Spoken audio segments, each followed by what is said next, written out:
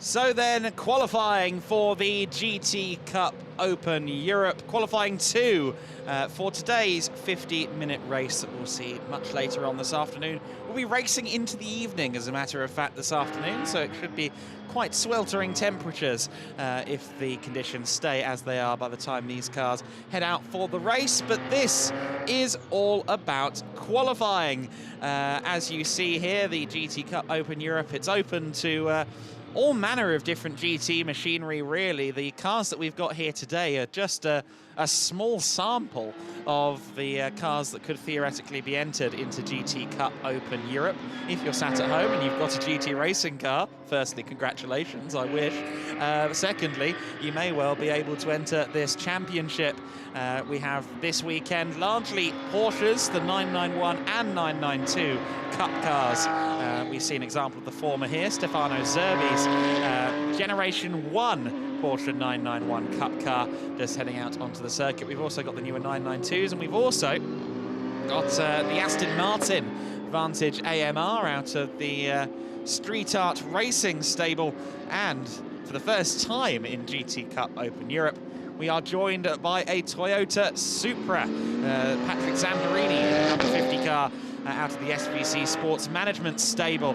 There you see the Aston in the back of shot and a few of the Porsches around about too. Just 20 minutes of qualifying for these drivers. Most, or about half of the drivers are sharing, and about half of them are running the full race solo.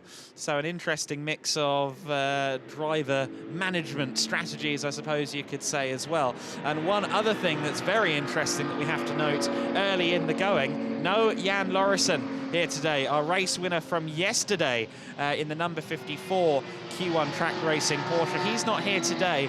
He's had a planned family commitment on the books for a while, and therefore he is away today on this Sunday. So sadly, no Jan Lauritsen today, and that provides the other championship contenders quite an opportunity here to get a leg up over Jan Lauritsen. Yeah, still wide open, I believe, obviously with the championship only commencing this weekend, but still, we can look forward to another good qualifying session here this morning. Of course, the sun's still shining here at Paul Ricard, of course, and I'm sure we'll see the temperature skyrocket. There is the Toyota of Patrick Zamperini now making his way down through towards turn 10, and they'll be looking for a big day as well ahead of them. Of course, great to see them out on track. The first appearance, as Adam alluded to, of the Toyota here, the GT4 category class. Coming down in towards turn 11 as well, this sweeping right-hander after the very aggressive and pacey turn 10, which of course we saw a few cars going out wide, having brushes with the curbs, a little twitchy as well, but nevertheless Zamperini looking strong indeed. Of course, all the cars now making their way out on their out laps, getting ready to prep for a big fast run to commence their qualifying sessions. 16.5 minutes still to go, Adam.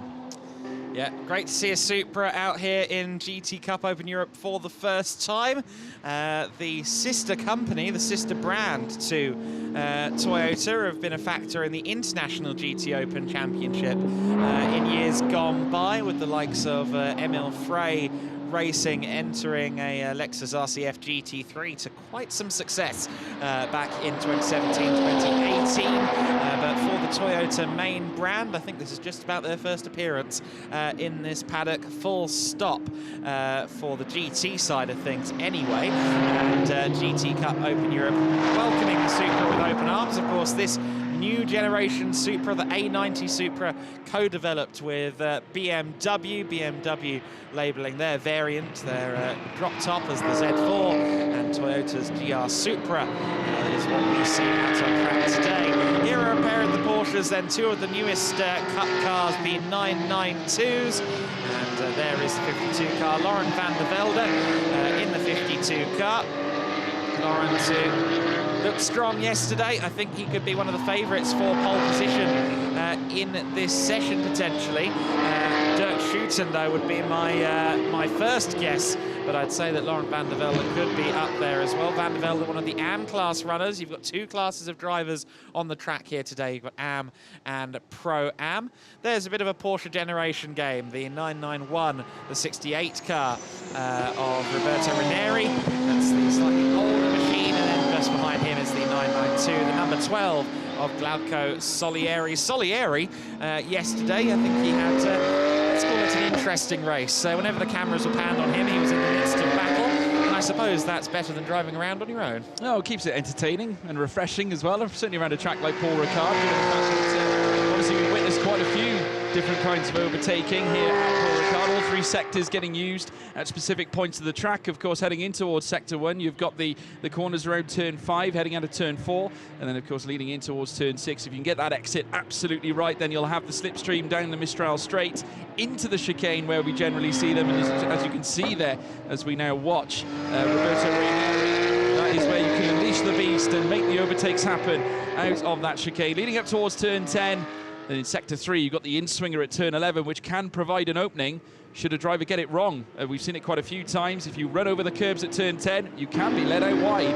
We've seen a few twitchy moments. There's Eugenio Pisani, who's currently on top of the timing sheets with a 2:10.180. Obviously still very much early days at this point, but not a bad time at all. He's gone purple in Sector 1 again. That's a strong lap, that really is. We haven't seen that many drivers dip below the 2:10 barrier. On Friday, Chris Zirkling set a 2:07.999, so we know that the 2:08s are possible. He set that in qualifying yesterday as well.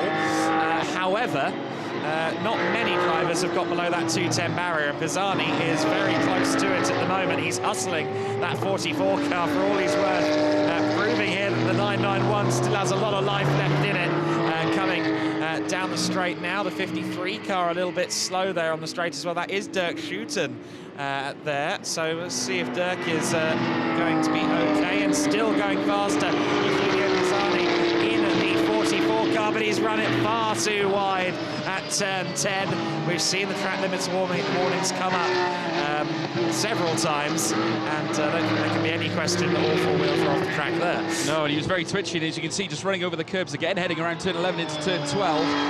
God, very aggressive. Like we said, you can take it. You lift off heading in towards Turn 10, but sometimes you can be caught unawares. If you brake a little bit too late, it can send you over to the curbs. John de Wilder heads into second place, approximately 2.6 seconds slower than Eugenio Pisani. Representing the AM category, though, so he does top the AM category. But just as I said, Bashar Mardini moves up into second place. So another bad visit from him. Of course, partnering Christopher Zirkling this weekend, as well as Pisani, who was purple in the first and second sectors. Of course, he'll be crossing the line now shortly. We'll have to have a look and see whether that time will be kept. Oh, he's backed out of the lap anyway. Out of the lap. Yeah, no, he's keeping his powder dry for another flying lap. We'll see if he goes for another quick one now.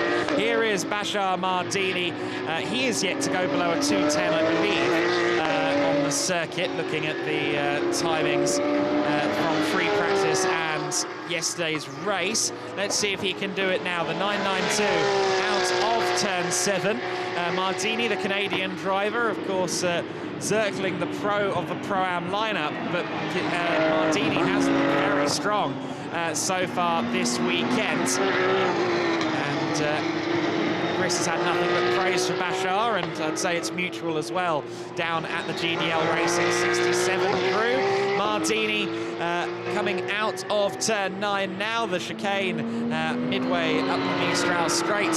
Here comes Bashar Mardini, 2/10 back from Pisani at the moment, but still just about on for a personal best as it stands. So let's wait and see what kind of time he gets on the board eventually. Pisani, meanwhile, only 100th of a second off his personal best time through the first sector. I reckon he could be on for it here, and sure enough, he's the better part of 1.5 tenths clear of his own PB so far. He could be on for that 2:09 this time if he nails the final sector. Let's keep an eye on Bashar Mardini, though. He comes up towards the final two corners of the lap, and we'll see what kind of run he gets here through the Virage de la Tour and then the Virage du Pont.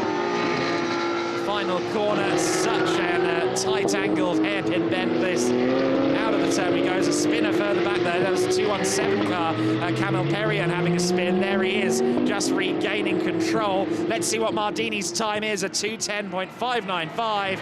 Not quite better than himself, but still looking very strong out there on track. Here comes Pisani around the final corner. He's got some traffic ahead, but that should only help him down the main straight. Let's see what Pisani's time is. Will it be below a 2:10?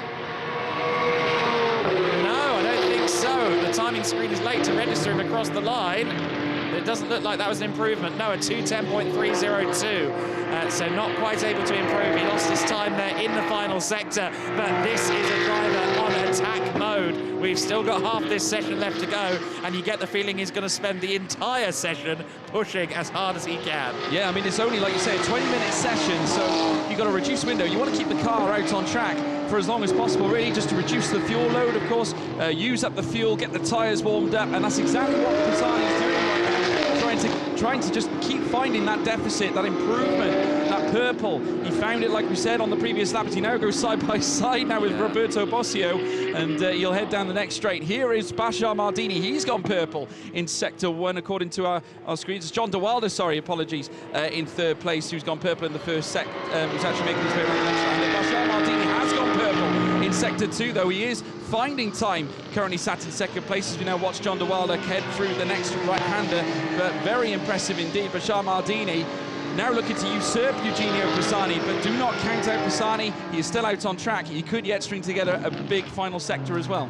And here is Mardini now. We pan to him. I think he's got, is that Dirk Schutten potentially for company behind. I was trying to catch the number on that car. We'll see whether it is Dirk or not. But nonetheless, certainly a charging Bashar Mardini here in the number 67. That's not Schutten behind him. I think that might be the 54. That's not here today. Laurent van der Velde, that would be in the 52 behind Mardini. So we'll see if van der Velde improves. But here comes the big one, Bashar Mardini in the 67. What time can he set? It's a 2:10.465. So again, he's improved, but he's still not got any further up the order. It was Laurent van der Velde behind him. Van der Velde didn't improve on that particular lap, but Mardini is hunting down Pisani lap on lap, and I'm very interested to see whether or not he can actually get past the number 44 driver. Yeah, Eugenio Pisani actually had his last time deleted after heading around to Teddy round wide after track limits.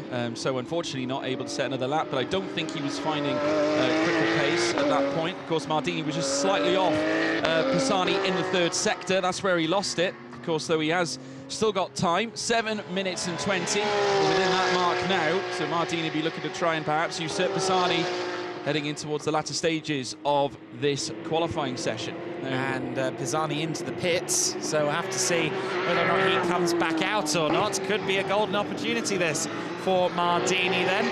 We're still yet to see Mario Cordoni out on circuit. I didn't hear anything to suggest that Cordoni wouldn't be out here today, so we hope to see him. Here is Jahid Faisal Karim, a driver who really rushed through his racing license process to make sure he could race in GT Cup Open Europe just a couple of weeks before the pre-season test in Barcelona. I believe he did something like 6, 8 races, some ridiculous number of races, all on the same day or within the same 36-hour stretch of time to make sure he got his license.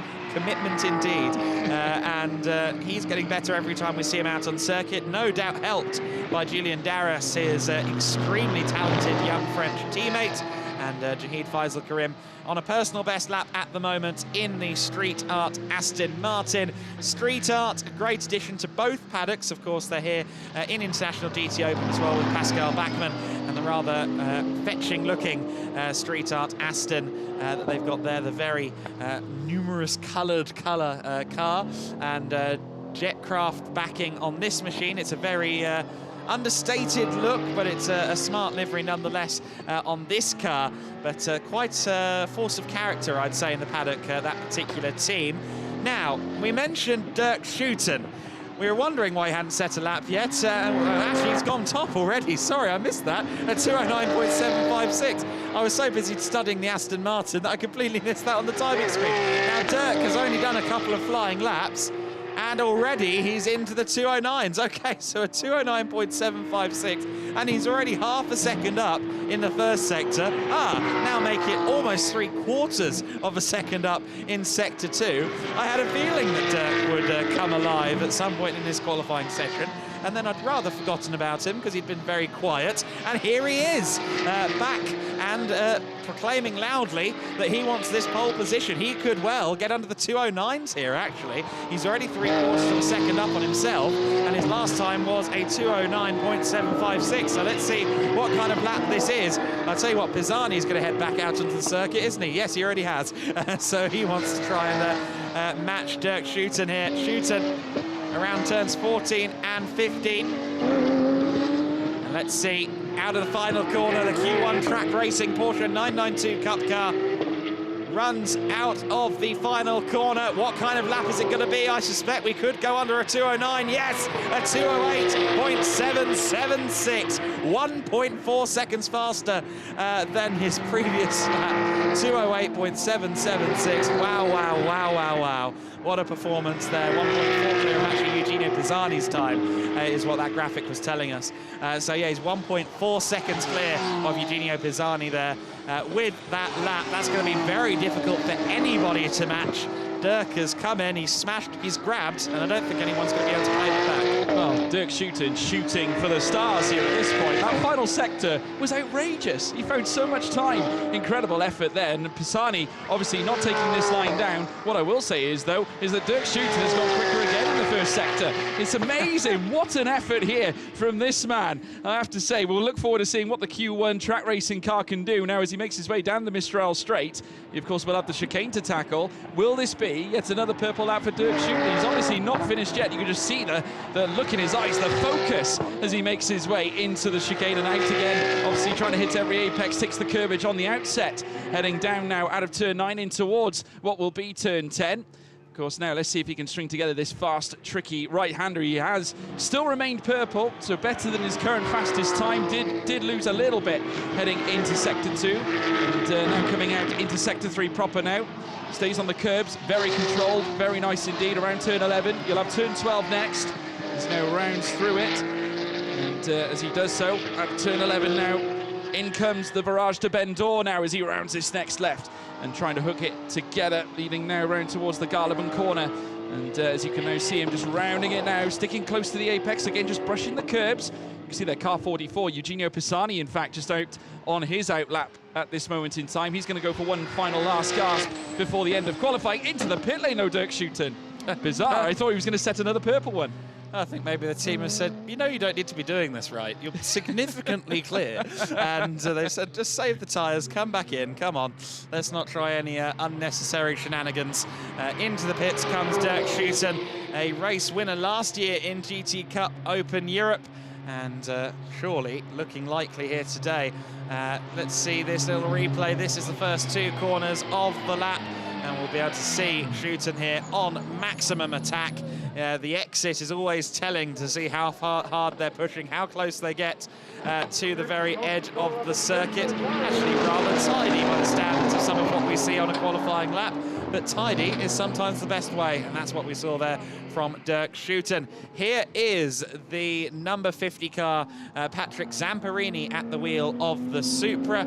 What kind of times is he setting at the moment? Well, he had a personal best first sector. A little way off, I think, his best in sector 2, but he's still on a PB lap right now in the SVC Sports Management Supra. So let's wait and see what we get out of this AM class car. It's still got the Pro-Am stickers on it, but it's been put down to AM. So the Lexus-backed Toyota, as you can see there on the front and rear of the car, down in the AM class now. The 2 Polish drivers looking to make their mark on the category this year in the Supra. A little bit wiggly there through Virage de la Tour, but managed to hold it together. Nice attacking driving there. Here comes the number 50 car. Zamparini's best time, a 2:14.845. Let's see what we get out of the number 50 car on this lap. I reckon he might dip below a 14.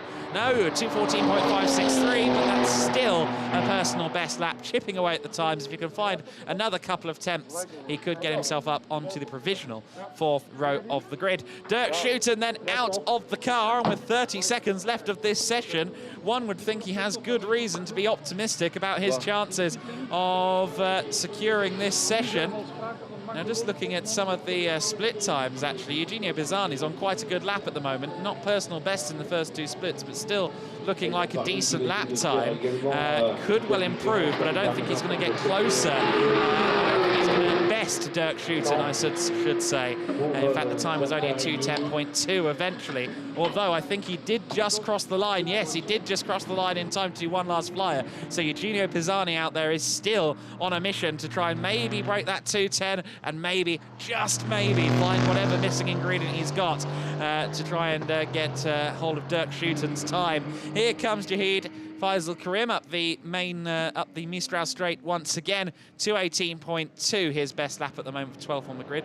Mario Cordoni hasn't come out onto the circuit in this session. Hopefully we will see him out later. We'll investigate that between now and the race later on this afternoon. It's about 4:45 in the evening. This race will be taking place. Let's see if Karim can improve on his final lap. His last lap, incidentally, was a 2:17.086, but it was disallowed for track limits. So he knows he's got more pace in the car. Let's see if he can improve. He had a personal best first sector, and he's still on the attack on some of these curbs. So let's see if Jahid Faisal Karim can go quicker in the Jetcraft-backed Street Art Aston Martin, rounding the final 2 corners now. The Virage du Tour has already been passed. Out of the final corner we go, and the Pro-Am class Aston across the line. What kind of time does he set? It's a 2:17.3, so he does improve. Mardini then, 3rd place in that session. Eugenio Pisani still out there on circuit, but we suspect he's going to be 2nd. But almost certainly, Dirk Schuiten will be our pole sitter come the race later on, and we're going to hear from Dirk in just a few moments' time. Dirk Schuiten, pole position here for race 2 at Paul Ricard, after the pole position in Barcelona at the end of last year. So you take it from where you left it. Yeah, it's nice to be back in GTOpen, of course, and I love this circuit. I've never driven it before, but the whole weekend the team has supported me and given me such a great car to accomplish this. So I'm really happy with this, and let's go for a win in the race. How you see the race? I think I can get a gap between me and the second car, and then hopefully we have a good pit stop, and then Lucas will come in, and hopefully he can finish it. So yeah. We'll see it. Well done. Thank you. Thank you. Thank you. So there you go, Dirk Schuiten at the top of the timing screens in the session. Dirk Schuiten on the pole by about 1.4 seconds over Eugenio Pisani for SP Racing. Mardini 3rd for GDL. John de Wilder in 4th. Glauco Solieri 5th. 6th place Roberto Ranieri. Laurent van der Velde in 7th. Camille Perrien in 8th. Patrick Zamparini in 9th. The only non-Porsche in the top 10. And Roberto Bercio there in 10th position. 11th place, Stefano Zerbi in the Porsche from SP Racing. Street Art Racing's Aston Martin 12th. Jan Lorison and Mario Cordoni both not setting times. We know that Jan Lorison isn't here today. So just the 13 cars we expect in the race later on. And Dirk Schuiten has showed just what he's capable of in this qualifying session.